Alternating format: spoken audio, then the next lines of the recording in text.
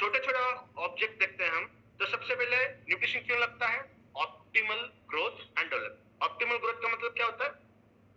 Optimal या फिर optimum, ये साइंस के अंदर एक टर्म आती है जहां पे हम कहेंगे, जैसा मैंने कहा कि मेरे ब्लड का पीएच कितना होगा, 7.35 टू 7.45। तो ऑप्टिमम पीएच को मैच करने के लिए इसका मतलब कितना होना चाहिए? 7.35 टू 7.45। मतलब ये जो रेंज है वो ऑप्टिमम रेंज है, ऑप्टिमल रेंज है मेरे शरीर के अंदर की पीएच, ब्लड के पीएच। तो कोई चीज मैं खा रहा हूं बहुत खट्टी है, तो उसके अंदर, या फिर कोई चीज मैं ऐसा खा रहा हूं जिसके अंदर से H+ आयंस निकल रहे हैं, अगर H+ निकल रहे हैं मतलब एसिड कंटेंट बढ़ाएगा, तो फिर मैं ये कहूंगा कि वो मेरे बॉडी के अंदर ऑप्टिमल पीएच को डिस्टर्ब करेगा। ठीक है, तो ऑप्टिमल ग्रोथ का मतलब क्या? नेचर ने, साइंस ने जिस तरीके की ग्रोथ दिखाई दी है, जैसा अगर हम कहेंगे कोई बच्चा पहले महीने से 90 महीने तक बॉडी के अंदर जो ग्रोथ देखने मिलती है हमें, डेवलपमेंटल ग्रोथ, उसे हम कहेंगे ऑप्टिमल ग्रोथ। सही है?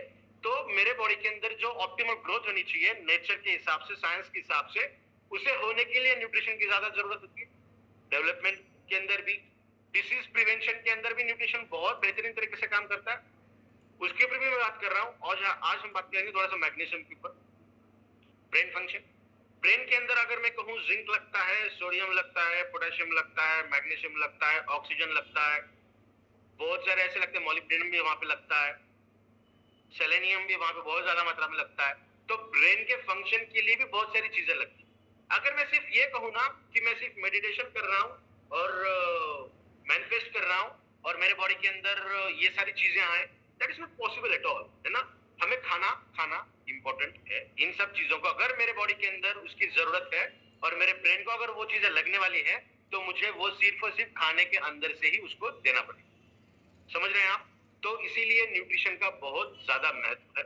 उसके बाद डाइजेस्टिव हेल्थ, बिकॉज सब लोग कहते हैं ना कि पेट अगर सही है तो बहुत सारी बीमारियों से हम बच सकते हैं। बट दुर्भाग्यवश इंडिया की अगर हम बात करेंगे, बहुत बड़ा कौन पॉपुलेशन का ऐसा है जिनका डाइजेस्टिव हेल्थ ठीक नहीं। अगर मैं गट हेल्थ की बात करूं, डाइजेस्टिव हेल्थ की बात करूं, मेटाबॉलिज्म की बात करूं, या फिर पेट की बात करूं, तो ये ओवरऑल एक ही टर्म है, डाइजेस्टिव। और बहुत सारी चीजें हैं, तो यहाँ पे तो सिर्फ मैंने कुछ इंपॉर्टेंट चीजें लिखी हैं। तो ये न्यूट्रिशन के ऊपर डिपेंड करती हैं। अगर न्यूट्रिशन मेरे बॉडी के अंदर मिल रहा है तो ये इस तरीके से आपको मिल रहा है।